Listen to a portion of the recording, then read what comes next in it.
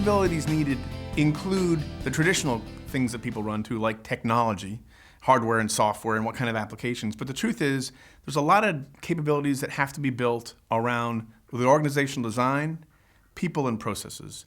Because the truth is, when you finish building your infrastructure and you've got big data and big analytics, you've got to figure out who's going to use it, how's it going to be used, what kind of analysts are you going to have? Do you need data scientists or just analysts? Do you need a business solution architect, or is it a simple database? In addition to that, how do you make sure that the data you get is good, clean data? You know, the old garbage in, garbage out still applies. Garbage in to a great model, the model itself doesn't give great results.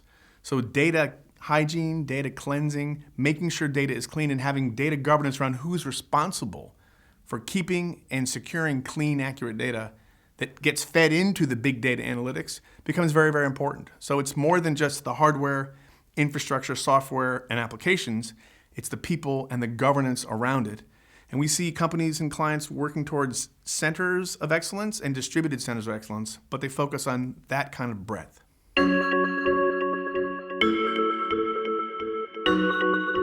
A lot of our clients start there. Should we centralize our analytics or should we decentralize them? I don't think that's perhaps the first question. I think the first question is, how do you make sure that the organization responsible for the analytics looks at their job as a service bureau and makes sure that they are providing useful and used analytics to internal customers?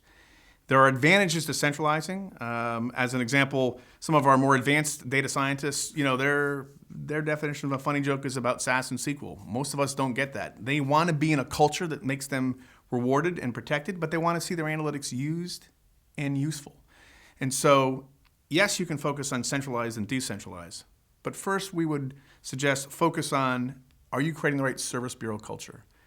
Are your analysts doing analytics for analytics' sake or to help the business, and who in the business, and does that business user believe they were helped? So that's a framework that we find is very helpful as companies sort through how much to centralize and how much to decentralize, and it's always a mix between both.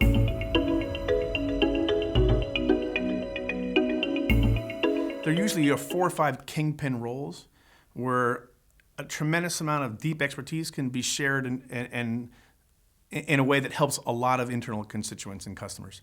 Those roles really fall into the data scientist category, business solution architects, campaign experts, and advanced modelers. Those roles are really critical. The business solution architect is someone who's going to really understand how to create the right big data warehouse so you can use the data and so that it's accessible and useful in a usable way. The data scientists are folks that are going to really help create that advanced modeling, but also they're going to be able to programmatically take those models and make sure they're repeatable and use programming language to reduce some of the human interaction. The campaign experts are the folks that's that last mile. If you got a great model, but you can't turn the model into a campaign that touches a consumer or a customer, you've got nothing. So campaign experts are that last mile that make sure that the models get turned into results that turn into actions.